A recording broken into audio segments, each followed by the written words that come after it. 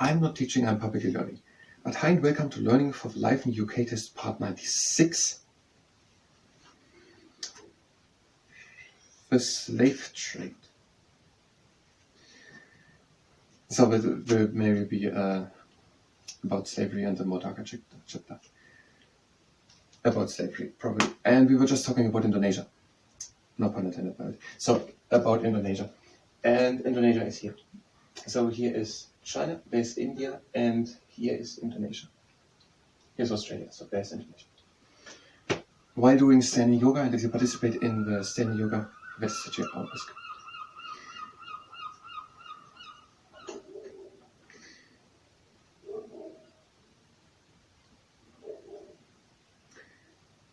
So this commercial expansion and prosperity was sustained in part by the booming slave trade. Sustained, that means that was what made it possible. Sustain. I think that is what that means. So we're having that Britain expanded its colonies. For example, was James Cook mapping the coast of Australia. And that Britain gained control over Canada, and the East India Company, originally to set up to trade, gained control of southern parts of India, and also colonies were established in southern Africa. Britain was trading a lot, for example, sugar and tobacco from North America and West India, and also textiles, teas, and spices were imported from India and the area which is today known as Indonesia. And sometimes there was conflict with France, in particular with France, which was expanding and trading in a similar way in many of the same areas of the world. So France was also having colonies and in similar areas of the world. And now this commercial expansion and prosperity, that means that Britain was trading more and more, but also colonizing more areas, was sustained in part by the booming slave trade. That means that what made it possible to do this booming of this commercial expansion and prosperity, basically means the same, of Britain, which is the whole chapter here, which is a global power. A global power was in part sustained by the slave trade. We will get an explanation to it, so I'm not going to explain it. While slavery was illegal within Britain itself, but we have to say that here there were no laws to protect employees, and they had to work often for long hours in dangerous situations, and children were forced oftentimes to work even harshly. So in Britain, slavery was illegal, but there was oftentimes very harsh conditions for the workers. It was probably still legal, but illegal was to have slaves. We had talked a little bit about it, that the peasants or tenants, we had the tenants already, so the peasants, these were more or less free farmers and peasants, but the one in Scotland, then after the rebellion and around the time of the Highlands clearance, these were the tenants, and they had to pay for the land on which they were farming. We had peasants or tenants, they were more or less free, then we had something in the middle, and then we had the serfs. No, we had the serfs and then the slaves. So we had the serfs, and the serfs were not as harsh treated as slaves. They had the right over their own body, basically. But they were, and then there would be slaves. Now these slaves were illegal in Britain. Were illegal in Britain by the 18th century. No, by the time, so 780, 1800 something. So inside of Britain was illegal, but here comes the important part. By the 18th century, it was fully established overseas industry, dominated by Britain and the American colonies. While slavery was illegal within Britain itself, by the 18th century, it was fully established overseas industries. It was a fully established overseas industry, dominated by Britain and by the American colonies. So that means inside of Britain, their slaves were not held. But in the tobacco and the sugar plantations and the other parts of the world in the colonies, their slaves were held. And they were producing goods outside of Britain, but it helped Britain to make its global power in a part. So inside of Britain, slaveholding was illegal, but in other parts of the world, it was a fully established overseas industry, dominated by Britain and the American colonies. Slaves came primarily from West Africa, traveling on British ships in horrible conditions. They were taken to America and the Caribbean they were made to work on tobacco and sugar plantations. So, most people who were then treated as slaves came here from Western Africa.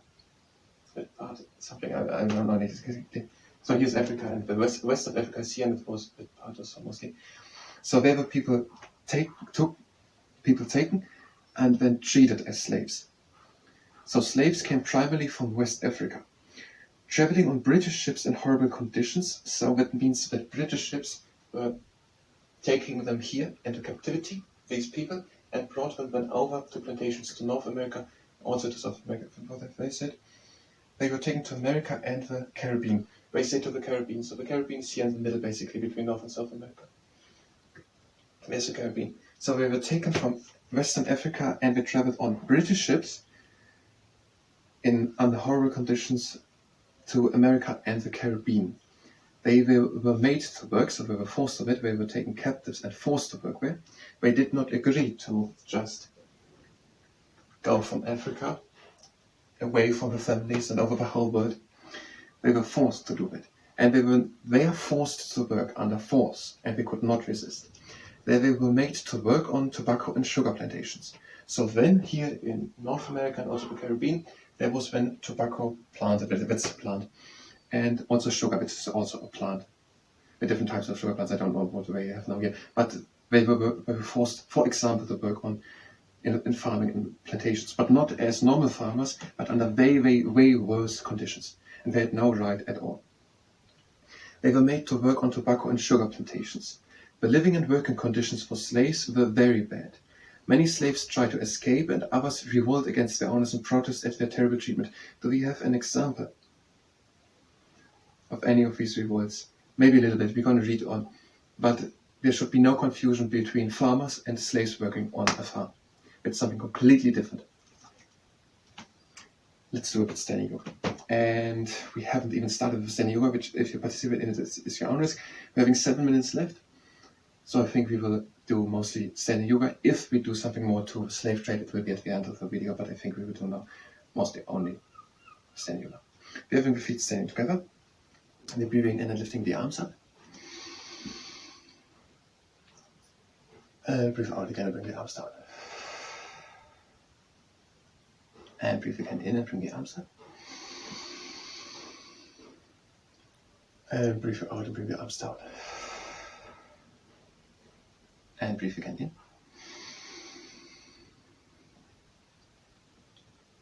And out. And breathe in again.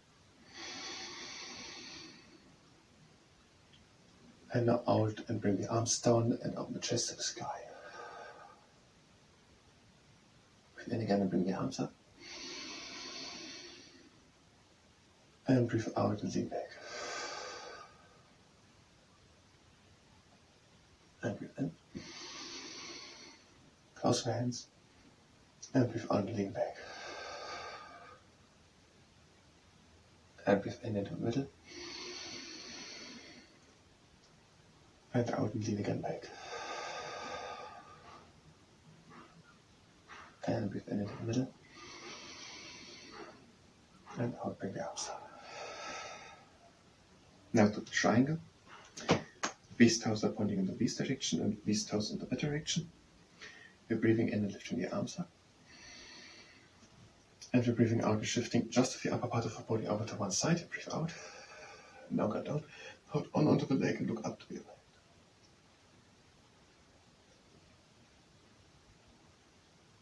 And breathe in into the middle. And out over to the other side. Now breathe in. And out over to the side. And breathe in. And out, we're going down, looking up to the head. And breathe again in. And out. And that was the triangle. Now to the standing cat and cow. We're having the feet standing together. Have better an inch space between the feet. Breathe in. No, it's not important. Go on the knees. And now breathe in. And breathe out into the cat, making a hill with the back. And breathe in into the middle. and out into the cow, we're making a valley with the back. And breathe again in into the middle. And out, we're making a hill with the back. And again in into the middle. And out, we're making a valley with the back. And in into the middle. And out. And again in into the middle. And out for a last time into the cow, make a valley with the back. Breathe in into the middle. And out, come around, back up. Make a top at the top, the backwards shoulder. Now to the chair. We're having the feet standing almost together, again an inch of space. We're breathing in and lifting the arms up. And we're breathing out and we're coming onto tiptoes. And during the whole exercise, we're going to stand on tiptoes. Of course, only if we can do it without hindering yourself. And we're breathing in. And out, and we're sinking down into the chair.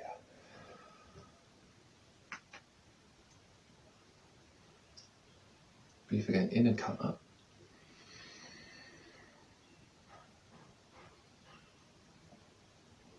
And out, and we're sinking again down.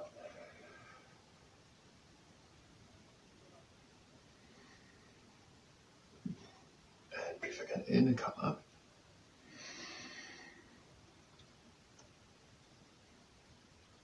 And again out and sink again down. And you're going to do it now one last time. Breathe in and we're coming slowly up.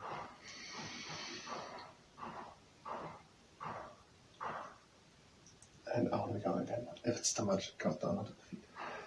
And make a break. Always make a break for that. And we're breathing in, we're coming up. And out, the arms down. And also the heels. Now the sun god. Legs are standing more shoulders wide apart.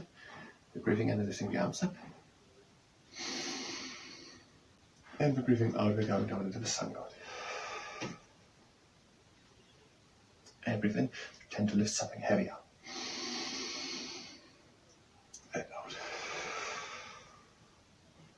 And again in and lift something heavier. And out. Now come up with one leg on the tiptoe. And again down. The other one on the tiptoe. And down. Now with both. And breathing in, we're pressing against something heavy up. And out again, down. And again up. And down. And now, for last time up. Bring your arms down and also the heels. And now we're having the feet standing together. We're breathing in and lifting again slowly the arms up.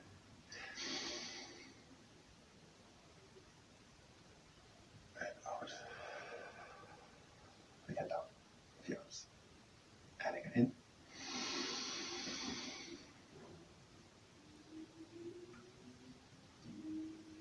And out.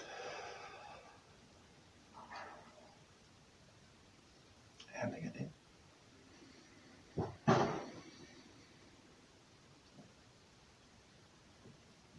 And out, we're doing the down diving breath. And breathe in to monkey half lift. And out again down. And again in, halfway up with the back and with straight back. And out.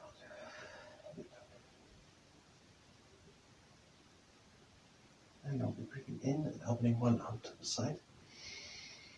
And out and stretching that arm up to the sky.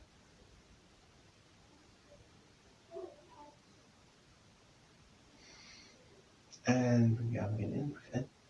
And out, stretching it out. And breathe in. Open the other arm up to the sky and breathe out and bring the arm up.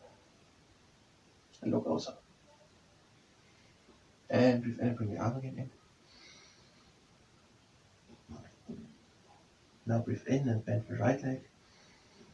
Then breathe out and stretch over the left leg.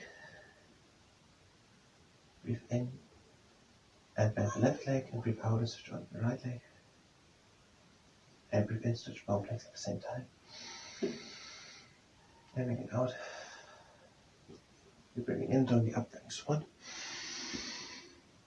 And out, right under the standing over. And right under the other time. So thank you very much. Until the next time.